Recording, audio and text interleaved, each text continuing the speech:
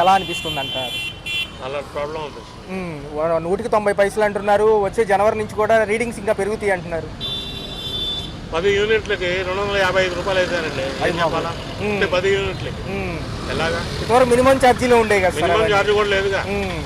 ఇంకా direct current service ఛార్జీలు ఈ ఛార్జీలు అని తాగొడుతున్నారు. సర్వీస్ ఛార్జీలే 300-200 రూపాయలు పడితే కట్టేదే సార్. మరి వీళ్ళు వచ్చాకేమో తీసేస్తా ఉన్నారు ట్రూ ఆఫ్ ఛార్జీలతో సహా. తీసేయమనండి, చాలా బెటర్. కరెంట్ ఉంటే పెట్టుకుంటారు, లేకపోతే సైలెంట్గా ఉంటారు. సార్ 15వ తారీఖు నుంచి కూటమి మంత్రులంట ఫీల్డ్లోకి వస్తారంట సార్. జనాల్లో మేము ఏం చేసాం ఈ 6 నెలలు అని వాళ్ళు ఎలా ఉండబోతుంది అంటారు సార్? ఏదైనా వ్యతిరేకత ఉంటుందంటారా? ప్రజల్లో చాలా అసహనం కూడా ఉందంటున్నారు. వ్యతిరేకత ఉంటుంది. మరి మాజీ ముఖ్యమంత్రి గారేమో జనవరి 3వ వారంలో బయటకు వస్తానంటున్నారు. ఈ డిసెంబర్ నుంచి జనవరి వరకు 3 డేట్లు చెప్పారు సార్. 11, 27, 3వ తారీఖు. ఈ కరెంటు బిల్లుల గురించి కానివ్వండి, రావాల్సిన డబ్బులు కానివ్వండి, ఫీజు రీఇంబర్స్మెంట్లు కానివ్వండి, రైతులకు ఇవ్వాల్సిన పెట్టుబడి సాయం కానివ్వండి, వీటి మీద పోరాడతామంటున్నారు కలెక్టరేట్ ఆఫీసుల దగ్గర ర్యాలీ విధంగా. వీళ్ళు ఏం చేయకపోయినా మాకు ఒకటేనండి, రేట్లు కొన్ని తగ్గిస్తే కొన్ని విషయాల్లో చాలా రేట్లు ఇబ్బంది అవుతుంది. రేట్లు చాలా పని చేస్తున్నారు. కందిపప్పు చూడండి, పప్పులు ఏదైనా సరే పెంచి పారేశారు. 70 రూపాయల పప్పుని డైరెక్ట్ 105 రూపాయలు చేశారు. ఏం అర్థం కావట్లేదు. అంటే సార్ చూసుకుంటే పవన్ కళ్యాణ్ గారు తీరుగతులు ఎలా ఉన్నాయి? రేషన్ బియ్యం పట్టుకోవడం కానివ్వండి, ఈ విధానం చూసారు. రేషన్ బియ్యం ఏముందండి, నడుస్తూనే ఉంది కదా. రన్నింగ్ లో అదే ఆయన ఉన్నప్పుడు ఎవరున్నా సరే ₹2, ₹2 ఇచ్చి నడిపిస్తూనే ఉన్నారు. అది ఫ్రీగానే ఇస్తున్నారు. కేంద్రం కూడా మరి ఏం సార్ మన మీద కనుకరించదంటారా? ఎప్పుడు కూడా ఈ దక్షిణాది రాష్ట్రాల మీద చిన్న చూపే ఉంటుంది కదా. ఈసారి కనుకరిస్తారా? కానీ ఇల్లు ఇస్తానని ఇల్లు ఇవ్వటం కాదు కదా, ఇల్లు గురించి ఆలోచన కూడా లేదు. అనవసరంగా ఇల్లు పెట్టేసి చెడదగ్గుతున్నారు అంతా. ఎలా జరిగిద్ది ఎప్పుడు? ఏదైనా సాటిస్ఫాక్షన్ అవ్వాలి కదా. మరి అభివృద్ధి, ఉద్యోగ కల్పన మీద ఫోకస్ అంటున్నారు సార్. సంక్షేమం 40% అని చెప్పేశారు మొన్న అసెంబ్లీలో కూడా సమావేశాల్లో. మరి ఎలా ఉండబోతుంది ఈసారి? మరి పేదవాడి పరిస్థితి ఏంటంటారు? పేదవాడి పరిస్థితి బాగుందంటే అలా ఉంది. మార్కెట్ చెప్పకూడదు కానీ అసలు బేరాలు లేవు. ఏం అర్థం కావట్లేదు. అభివృద్ధి అంటారా, ఏం అర్థం కావట్లేదు. అంటే 4 ఏళ్ళుగా పరిమితితో ఉద్యోగ పెట్టుబడులు కానివ్వండి, ఉద్యోగ కల్పన అంటున్నారు 20 లక్షలు. అది నాకు అర్థం కాలేదు. అంటే సార్ ఏం లేదు సార్, మన విశాఖపట్నం, అమరావతికి ఇండస్ట్రీలకు పెట్టుబడులు కానివ్వండి, 30 లక్షల సంబంధించిన ఇవి యొక్క ఏదైతే దానికి వచ్చే అమౌంట్లు కానివ్వండి, ఒక పక్కేమో 20 లక్షల ఉద్యోగ కల్పన, ప్రైవేటు మరియు ప్రభుత్వ సమన్వయంతో ఇస్తామంటున్నారు యువతకి. ఈసారి మంచిదే కదా. ఫ్యాక్టరీలు తీసుకొస్తే చాలా మంచిది. ఎన్ని ఫ్యాక్టరీలు వస్తే అంత బెనిఫిట్ పెరిగిద్ది మార్కెట్లో. ఆంధ్ర అంత డెవలప్మెంట్ బాగా అవుతుంది. ఫ్యాక్టరీలు ఎన్ని వస్తే అంత మంచిది. జమిలీ ఎన్నికల గురించి ఏమో 2027 అంటారు మోడీ గారు. మనకేమో సార్వత్రిక ఎన్నికలు 2029. మరి ఎలా అనిపిస్తుంది సార్? ఈ పరిణామాలన్నీ బాగుంటాయా? ఇంకా భారాలు పెరుగుతాయి అంటారా? ఇంకా భారాలు పెరుగుతాయి. Right sir. కూడా ఛార్జీలు ఎక్కువ అవుతాయి అంటున్నారు.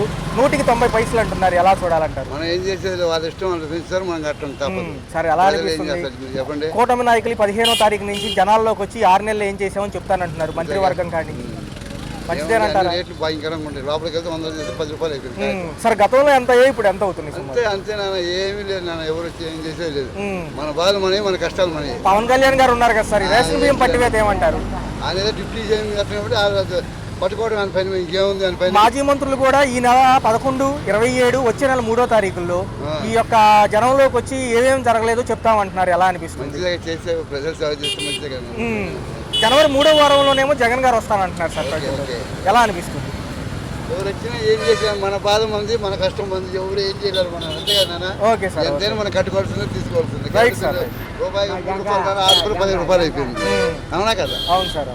ప్రభుత్వం నాయకులు కానివ్వండి, మంత్రులు కానివ్వండి, ఈ నెల 15 నుంచి ఈ 6 నెలలు ఏం చేశామని చెప్పి చెప్పడానికి రాబోతున్నారు. ఎలా అనిపిస్తుంది? ఈ 6 నెలలు వాళ్ళు చేసిన పనులన్నీ చెప్పడానికి వాళ్ళు బయటికి రావచ్చు.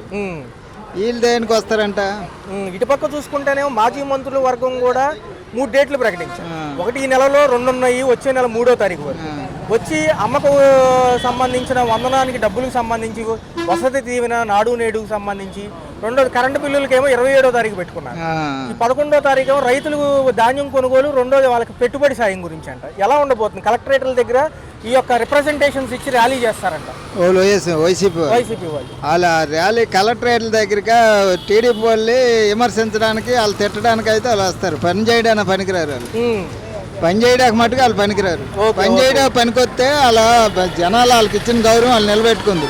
వాళ్ళు ఎంతసేపు చంద్రబాబు నాయుడు ఫ్యామిలీని తిట్టడము, పవన్ కళ్యాణ్ ఫ్యామిలీ తిట్టడము, వైసీపీ వాళ్ళు టీడీపీ వాళ్ళు ఎక్కడెక్కడ ఉన్నారో ఖచ్చితంగా రాజకీయాలు చేయడం, వాళ్ళు కొట్టడం, వాళ్ళు హింసించడం నేర్చుకున్నారు.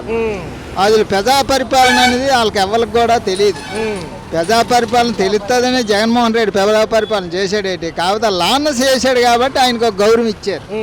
అంతేగాని ఈయనేటి అనుకున్నాడంటే నేను బటన్ నొక్కితే నాకు డబ్బులు వేసేస్తారని ఫుల్గా ఆశపడిపోయారు అనమాట. ఆ బటన్ నొక్కినా లేదు, ఆడు ఆశ రాసిచ్చినా లేదు. ప్రజలు అంత తెలివి తక్కువ లెవెల్ కాదు. ఆడు 16 సార్లు బటన్ నొక్కితే ఇటు ఒక్కసారి సరైనది నొక్కారు. ఆడు డబ్బులు వేసిన వాళ్ళు కూడా ఆడికి వేయలేదు.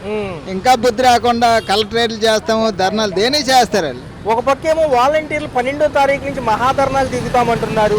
ఈ పరిణామాలన్నీ చూస్తే ఎలా ఉండబోతుంది? ఈ వ్యతిరేకత పవనాలు ఏమైనా వీస్తున్నాయి అప్పుడే 6 నెలలు కాకముందే, లేకపోతే సమన్వయం ఉండదండి. వీళ్ళు ప్రభుత్వం అంతా సక్కంగా చేస్తుంది. ప్రభుత్వం సక్రమంగా పరిపాలన ఇప్పుడు 3 అమల్లోనికి వచ్చాయి. ఆ ఉన్ని కూడా జనవరికి తల్లికి వందనం వేస్తాడు. తర్వాత కూడా ఈ 1500 చేస్తాడు. మరొక ఎలాగైతే సంవత్సరం లోపం మీద కూటమి ప్రభుత్వం అంతా సక్రంగా రాష్ట్రాన్ని ఓ దారిలో తెస్తుంది. 4 ఏళ్ల పరిమితితో అభివృద్ధి అంటున్నారు. సంపద సృష్టికి ఇంకే అంశాలు ఉన్నాయి అంటారు? బాగా తీసుకుంటే సంపద సృష్టించిన ఏ మార్గంలోనూ వాళ్ళు సృష్టించాలో ఆయనకి అనుభవం ఉంది. 40 సంవత్సరాల రాజకీయంలో ఆయనకి తెలుసు. రాష్ట్రం ఖర్చు ఎంతో తెలుసు, ఆదాయం ఎంతో తెలుసు, ప్రజలు ఏ విధంగా అయితే సుఖపడతారో ఆయనకి తెలుసు. అలాంటి వ్యక్తి ఉండాలి. కానీ వీళ్ళు ఏం చేస్తారంటే ధర్నాలు చేస్తాము, మాకు డబ్బులు వేసేస్తాము, మాకు ప్రజలు ఓట్లు వేసేయండి. డబ్బులు ఊళ్ళకి వేసేస్తారు, ఊళ్ళు ఓట్లు వేసేస్తారండి, ఊళ్ళు చొమ్మ వేసేస్తారండి. ప్రజల ధనమే కదా, అప్పులు ఓడేసి వీళ్ళ మీద పెంచేసేస్తారు డబ్బులు. అలా కాకుండా సంపదలు సృష్టించి ప్రజల్ని కాపాడి రాష్ట్రాన్ని సంపద సృష్టించి ప్రజలకు వెయ్యాలి. వాళ్ళ నాన్నగారు చంద్రబాబు నాయుడు గారు, వైఎస్ రాజశేఖర రెడ్డి మన రాష్ట్రాన్ని అభివృద్ధి చేసి చక్కగా ఉంచితే మహానుభావుడు ఎక్కాడు. మొత్తం రుషికొండలో ఒక 500 కోట్లు ఖర్చు పెట్టాడు. పీడబ్ల్యూ గౌండ్ కాడ ఒక 500 కోట్లు ఖర్చు పెట్టాడు. తర్వాత ఎక్కడెక్కడో ఖర్చు పెట్టి ఈ ప్రజలకు కొంత వేసాడు. ఆ అక్రంగా ఖర్చు పెట్టాడు. అంతా రాష్ట్రం నాశనం చేసేసి ఆయనకి ₹1 ఆయన వేయినప్పుడు 63 సీట్లు వచ్చాయి ఆయనకి. ₹1 ఊళ్ళకి వేయినప్పుడు అలాంటిది కొన్ని లక్షల కోట్లు ఆయన దానం చేసినప్పుడు 11 సీట్లకు వేసాడండి. ఏ రేంజ్లో మనం పరిపాలించినా అది ఒక్కటి తెలుసుకుంటే వాళ్ళు చాలు. అదానీ కేసు గురించి కూడా చాలా వ్యవహారం బాగా పీక మీదకి వస్తున్నట్టుగా ఉంది. షర్మిల గారు కూడా కంటిన్యూస్గా మాట్లాడుతున్నారా? సొంత చెల్లెలు గారే కదా. సొంత చెల్లెలైనా ఇప్పుడు ఆమె వాళ్ళ అన్నయ్య సీఎం అవ్వడానికి వాళ్ళ అమ్మ ఆమె ఇద్దరూ కష్టపడ్డారండి. కష్టపడినప్పుడు ఈ సీఎం అయినప్పుడు వాళ్ళ గౌరవం వాళ్ళకి ఇవ్వాలి. వాళ్ళు బయటికి తోసి బయట వాళ్ళు తీసుకున్నాడు అనమాట. ఇప్పుడు వాళ్ళు కష్టపడి 3000 కిలోమీటర్లు మా అన్నగారు వస్తాడు, నా కొడుకు వస్తాడు, మా ఆయన చేసిన సేవలు మా కొడుకు చేస్తాడు, మేము చేస్తామని వాళ్ళకి ఒక గౌరవం ఉంది. అప్పుడు 3000 కిలోమీటర్లు ఆ తల్లి, కూతురు, ఈ కొడుకు ముగ్గురు కలిపి చేసినప్పుడు సీఎం అయినప్పుడు వాళ్ళ అమ్మని వాళ్ళ చెల్లిని ఆ పార్టీలో ఉంచుకొని వాళ్ళు గౌరవించాలి కదా. సరే వాళ్ళు నేను గెలిచేసాను, నాకు ఎవడో అవసరం లేదు. ఎక్కడ గెలిచేస్తావు? తర్వాత అవసరం లేదా? రేపు వచ్చినా సరే నువ్వు ఈ రోజా, అంబటి రాంబాబు, ఆడెవడో అనిల్ యాదవ్, ఈ కొడాలని వీళ్ళందరినీ ఏరేసి పక్కన పెట్టి మంచి ఉత్తమ నాయకులు ఎంచుకొని ప్రజల్లోని అందరినీ మంచి చేద్దామంటే ఈయనేమో కావాలి. కానీ ఇలాంటి వాళ్ళు ఈ పిచ్చి చెత్తనా కొడుకులు, ఈ బోర్గడ్డ అనిల్ కుమార్ని, గుడివాడ కొడాలని, రోజాని వీళ్ళందరినీ ఏరు పారిస్తే పార్టీ యొక్క రావు సంతోషిని, శ్రీరెడ్డి, ఈ చీడ పురుగులందరినీ ఫ్యామిలీ మీద కొక్కుతావా? ఫ్యామిలీ మీద కొక్కితే ఊరుకుంటారా? తర్వాత వ్యక్తిగతంగా ప్రజలు మేలు చేసిన మాటలు ఏమైనా ఆడాలి. అంతేగాని ఫ్యామిలీలు తిట్టడం మొదలెట్టారు గెలిచిన తర్వాత. అంటే వీళ్ళకి ఏదో మరి ఈ రాజ్యంలో నాకు ఎదురులేనట్టు ప్రజా తీర్పు ఎలాగుంటుంది అనేది బాగా బుద్ధి చెప్పింది. ఎలా ఉంది? ఏమైనా పథకాలు వచ్చినాయా? ఏమైనా రాలేదా? పథకాలు అయితే ఇంకా రాలేదు. కానీ బంగారులాగా ప్రభుత్వం మంచిదండి. ఈ పెన్షన్ పెంచి ఇచ్చారంటున్నారు, కానీ వేస్తున్నా అన్ని కూడా అడగడుతున్నాడు. తర్వాత ఏముందంటే ప్రతి ఇసులో కూడా ఇసుక కూడా ఫ్రీ. చంద్రబాబు నాయుడు ఏముందంటే తాటలో ఆ మయాన్ని ఈ ఎమ్మెల్యేలు వెళ్ళి మాటలు విని మామూలుగాను తాటలోనూ 4 పళ్ళు ఉన్నాయి కదా, నాటుపళ్ళు ఇసుక కూడా ఆపేసేవాళ్ళు. చంద్రబాబు నాయుడు పట్టించుకోగానే ఇసుక అన్ని కూడా ఫ్రీ. ఉచితంగా దొరుకుతుందా? ఉచితంగా అయితే వీళ్ళు ఏమంటున్నారంటే 15వ తారీఖు నుంచి జనంలోకి వస్తారంటే వీళ్ళు ఏమేమి బాగుంది 6 నెలలు ఏం చేసామని చెబుతానంటున్నారు. మరి ఈయనేమో 11వ తారీఖు నుంచి ఏమో వీళ్ళు కలెక్టరేట్ ఆఫీసుల దగ్గర రైతులకి సంబంధించి, కరెంటు బిల్లులకు సంబంధించి, విద్యార్థులకి ఫీజులు సంబంధించి ర్యాలీలు చేస్తామంటున్నారు మాజీ మంత్రులు. ఇప్పుడు దోచుకున్న వాళ్ళంతా దోచుకున్నారు. ఈ ప్రభుత్వం ఇంకా 5 నెలలు 3 నెలలు 4 నెలలు అవుతుంది. ఇంకా దీనికి దేనికి అది లేకుండా ఏం పెట్టేస్తాడు పక్కలో నుంచి? 3 నెలలు 4 నెలలు అవుతుంది. ఇంకెక్కడ తెచ్చేస్తాడు? బోళ్ళంతా వరదలో బోళ్ళంతా పెట్టుబడి పెట్టాడు. వరదల్లో ఏమనుకున్నారు? సాయం అందిందా? గమ్మనగా ఒకటి 10,000 ఇల్లు 15,000 ఇచ్చాడు. ఆ బైక్ అమ్మ 5,000 ఇచ్చాడు. ఏంటండి ఆటో వాళ్ళకి 10,000. ఎన్ని లక్షల కోట్లు అయింది. ఇంకేం కావాలి మనకి? అన్నకాండలో పోయిన 5 రూపాయలు పోయిన బంగారం పోయిన. మరేం పవన్ కళ్యాణ్ గారు రేషన్ బియ్యం పట్టుకున్నారు, పక్కేమో ఈయనేమో లంచం తీసుకున్నారు, విద్యుత్ కొనుగోలు అదానీ దగ్గర అని అంటున్నారు కదా. ఆల్రెడీ అది అంతా అనవసరండి. మౌలికంగా ఉన్నప్పటికీ బంగారులాగా ఎలా రాష్ట్రం మొత్తాన్ని కూడా ఆయనగా సినిమాలో కంటే గొప్పగా బంగారం చేస్తాడు ఆయన. పాల్గొన బియ్యం పట్టుకోవడం చాలా గ్రేట్ పవన్ కళ్యాణ్ గారు అదని. మరేం రాబోయే కాలం ఎలా ఉండబోతుంది? మన అమరావతి పోలవరం అవుతుందా? కేంద్రంలో ఎవరు వచ్చినా కలుపుకుంటాడు కదా మోడీ. మరి ఏంటి నా మాట కదా, ఇప్పుడు ఒకళ్ళు పరిపాలన తెలిసినోడికి చంద్రబాబు నాయుడు గారు అండి. ఇప్పుడు మీకున్న తెలుగు మీ అబ్బాయికి ఉండదు. అలాగే ఏంటంటే పరిపాలన ఈయన తెలుసు. ఈయన ఎవరిని ఏ రకంగా చేయాలో, ఏ రకంగా పట్టుకోవాలో, ఏ రకంగా పథకాలు తేవాలో, ఏ రకంగా దేశం అభివృద్ధి చేయాలో ఈ చంద్రబాబు నాయుడు తర్వాతే. ఎలా ఉంది మరి? రోడ్లు కూడా బాగు చేస్తామని బాగా చేస్తారండి. చిన్న మాస్కులు కూడా వేస్తున్నారు. 100కి 90 పైసలు కరెంట్ బిల్లు పెరుగుతున్నాయి. వచ్చే నెల కూడా పెరుగుతాయి అంటున్నారు. ఈసారి పెరిగినా మళ్ళీ తగ్గించేస్తాడండి ఆయన. పెరిగినా మళ్ళీ తగ్గిపోతాయి. ఐసులో అవుతాడండి. Okay okay. ఏమో అదిరిపోతున్నాయి. గతంతో పోల్చుకుంటే బాగా పెరిగినాయి అంటున్నారు. 40 రూపాయలు అంట టమాటాలు. ఇటు చూసుకుంటే నూనె ప్యాకెట్ల ధరలు ఎలా ఉన్నాయి? అయ్యి అంతగా ఉన్నాయి. మామూలుగా చూసుకుంటే దీంతో పాటు కరెంటు బిల్లులు ఛార్జీలు కూడా నెత్తిమే పడబోతున్నాయి. మరి 100కి 90 పైసలు అంటున్నారు. మరి ఎలా చూడాలి ఈసారి అంటారు? సామాజిక బతికే పని లేదు. మరి గతంలో వాలంటీర్లు ఉండేవాళ్ళు ఇప్పుడు వాళ్ళు కూడా లేరు. ఎలా అనిపిస్తుంది వాళ్ళ సెక్షన్? మరి నాయకులు 6 నెలలు అవుతుంది కొత్త ప్రభుత్వాలు వచ్చి. ఈ నెల 15 నుంచి కూడా కూటమి ప్రభుత్వ ఎమ్మెల్యేలు, మంత్రివర్గాలకు సంబంధించిన వాళ్ళు నియోజకవర్గాలు పర్యటన చేసి 6 నెలలు ఏం చేసామని చెప్తారంట. ఎలా అనిపిస్తుంది? ఒక్క నిమిషం అయిపోతుంది. ఎలా అనిపిస్తుంది? మరి మోడీ గారు పైన ఉన్నారు కదా, మనకి ఈసారి అమరావతి పోలవరం అవుతుందా? పవన్ కళ్యాణ్ గారు కూడా ఉన్నారు కదా, ఆయన పనితీరు ఎలా ఉంది? మన రేషన్ బియ్యం పట్టుకోవడం కానివ్వండి. చాలా బాగుంది. మరి ఏంటి జగన్మోహన్ రెడ్డి గారు ఏమో జనవరి 3వ వారం నుంచి బయటకు వస్తామంటారు. ఓకే. గతం కంటే ఇప్పుడే బాగుంది అంటారా? చాలా దరిద్రంగా ఉందండి. గతం కంటే చాలా దరిద్రంగా ఉంది. ఒకసారి కింద పెట్టండి సార్. బాగా పెరిగిపోయినాయి. అంటే ఏం లేదు సార్, చూసుకుంటే కూటమి ప్రభుత్వం మంత్రులు ఈ నెల 15 నుంచి ఫీల్డ్లోకి వస్తారంట. మేము 6 నెలలు ఏం చేశామని చెప్తానంటున్నారు. ఎలా ఉండబోతుంది? ప్రజలు ఆహ్వానిస్తారా? కాకపోతే ధరలు మాత్రం బాగా పెరిగినాయి. అన్ని పెరిగినాయి. ఉల్లిపాయలు చూస్తే 45 రూపాయలు రైతు బజార్లో, బయట తీసుకుంటే 60 రూపాయలు 70 రూపాయలు అంటున్నారు. టమాటా కానీ 48 రూపాయలు. పచ్చిమిరకాయలు అన్ని.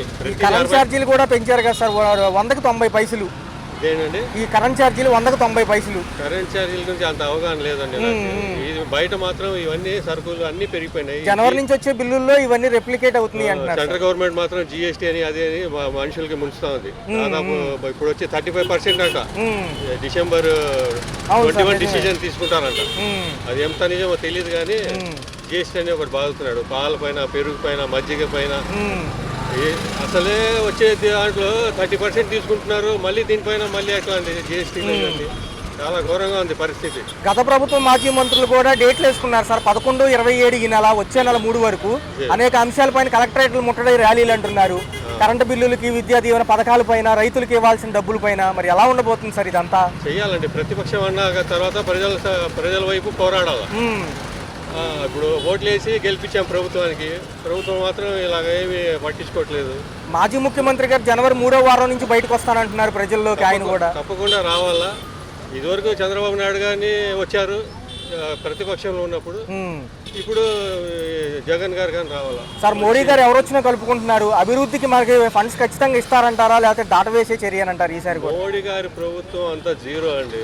మొత్తం మత కళ్ళాలంతా చుట్టించి ప్రజల్లో డిబేట్ చేసి పాలిస్తున్నారు. ఉమ్. మోడీ గారు మొత్తం జీరో. ఇదే అంశం పైన చూస్తే సార్ మహారాష్ట్ర ఎన్నికల్లో జరిగినప్పటి నుంచి కూడా మొత్తం అవినీతి. మహారాష్ట్ర ఏంది, ఈవీఎం ట్యాంపరింగ్ అంటున్నారు సార్. మొత్తం అన్నిట్లో ఒకటి కాదండి. ప్రతి దాంట్లో ఎమ్మెల్యేలు కొనుగోలు కానీ, పార్టీలు చీల్చడం కానీ మొట్టమొదటి ప్లేస్ లో ఉందంటే ఒక్క బీజేపీ మాత్రమే. 100% బీజేపీ. పవన్ కళ్యాణ్ గారు ఏమో సీజ్ ద షిప్ అంటున్నారు, రేషన్ బియ్యం పట్టువేత, ఇవన్నీ ఎలా ఉన్నాయి అది మంచి అంశమే అండి. అది కాకపోతే అది మంచి దానికి మాత్రం మేము ఆహ్వానిస్తున్నాము. కాకపోతే పక్కదారి పట్టకూడదు. అది చేసే పని ఎవరు బీజేపీ గవర్నమెంట్ అయినా కానీ ప్రజలకు పనికి వచ్చే పని చేస్తే దానికి మేము సమర్థిస్తాం. ఇవన్నీ వేస్ట్ పనులు మరి రోడ్ల చేస్తే వ్యవస్థకు సంబంధించి పీపీపీ విధానంలో టోల్ గేట్లు అంటున్నారు కదా సార్, గ్రామాల్లో ఉన్న రోడ్లకు కూడా పెడతామంటున్నారు ఈసారి. అది ఇంకా ఇంప్లిమెంట్ కాలేదు కదండి. దాని గురించి మాట్లాడడం కాదు. అంటే పైలట్ ప్రాజెక్ట్ కింద ఉభయ గోదావరి జిల్లాలని లెక్కేస్తున్నారు సార్. మరి ఏమన్నా బాగుంటుంది అంటారా పద్ధతి ఏమన్నా? అది ప్రజలకి ఉపయోగపడే ప్రాజెక్టులు ఏది చేసినా కానీ బాగానే ఉంటుంది. కాకపోతే అవినీతి కొంచెం అరికట్టాలా, ప్రజలకి సుచిత ప్రభుత్వం పాలన అందించాలి. Right sir.